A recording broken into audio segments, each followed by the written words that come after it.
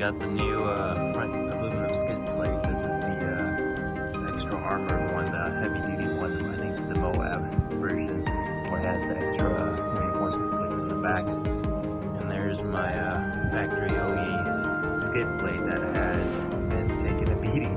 You can see it's bent to crap here. It's all bent up here. It's really bent up here. Same with over here.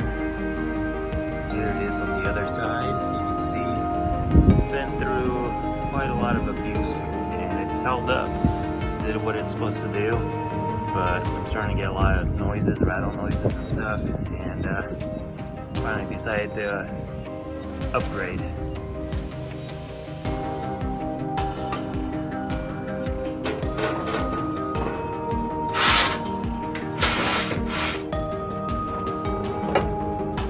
Alright, so after getting this skid plate bolted up, it's actually held in by 4 bolts back here, one here, one back here, and the same thing on the other side. And then when we come to the front, the 3 bolts do not line up to the aftermarket bumper. It looks about an inch short, and the factory skid plate was able to bolt up to these 3 bolts and the 2 in the middle. So for whatever reason, I don't know if these were just not made correctly or there's just not enough adjustment built into them. Happening was, the way the kit comes, it actually comes with a little bit of like a little spacer, thick washer, I believe, that fits behind here because the skid plate needs to be spaced down just a little bit. I don't know if it's on all models, but this is the, I believe they call it the Moab edition, and there's extra ribs inside it, and it needed to be spaced out to clear the radiator and other parts back there. So they come with a spacer that shims this down. In my case, it didn't really matter because it didn't fit. So what I had to do was go get a piece of metal and had it cut out about this width. It basically acts as an extension. So the steel piece is bolted or screwed into the original location, and then I had a couple nuts welded on the back, 3 nuts welded on the back, and that allowed these 3 bolts to be screwed into it. And then this act as a spacer instead of using the spacers that came with. So here's a look at the spacers that they come with, and they're supposed to supposed to shim this down a little bit. Obviously this isn't the same thickness as the metal I used here. I could not get this thickness metal in time before my trip.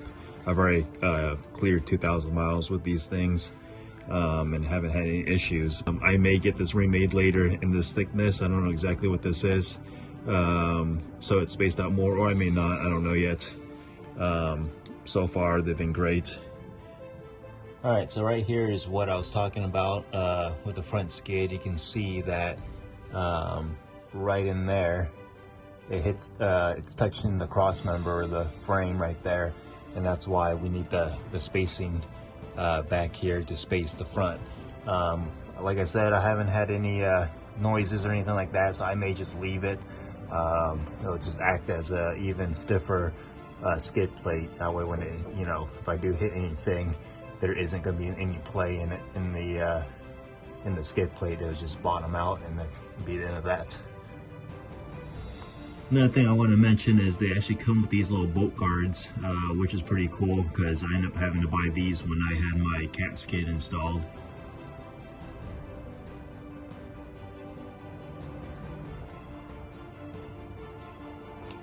As you can see here on the side, the skid plate isn't completely wrapped around like the factory one is. So this will allow me to at least get to the filter without having to drop the skid. So I'll be able to change the oil filter without having to drop the skid, but there's no way to access the drain plug. So another thing I wish they did was did a access door here. I may get this cut open and modified to have a door that bolts in and out. But that'll be another project, depending on how much of a hassle it will be in the future, changing the oil on this thing. I also picked up aluminum skid plate for the gas tank here. Got all the mounting brackets over here, and looking over the instructions, Looks like it mounts directly underneath the factory plastic skid plate here. I was expecting it to have it replaced, but I guess that's not how it's designed. And you can see right here, I've already bowed in my tank. I probably lost a few gallons.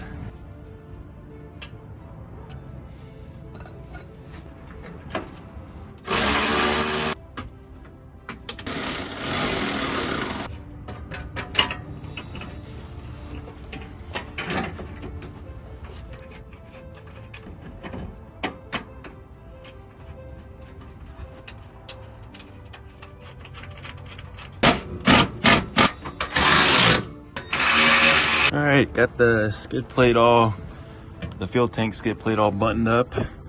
It is L brackets right here, and it comes down and it allows the tank to bolt up into it. These have, I guess they call them perm nuts on the brackets. And here it is at the back as well. And same thing with this. At the very front, it comes with a couple of plates that go on the back that have perm nuts on them. And it allows you to put this center bracket on, and then the tank mounts up in the center here. And then by the rear wheel here, same thing, it's mounted up right here. And then for the mounting hole up here, it's not threaded, so I dropped the bolt in from the top and then put a nut on it from the bottom.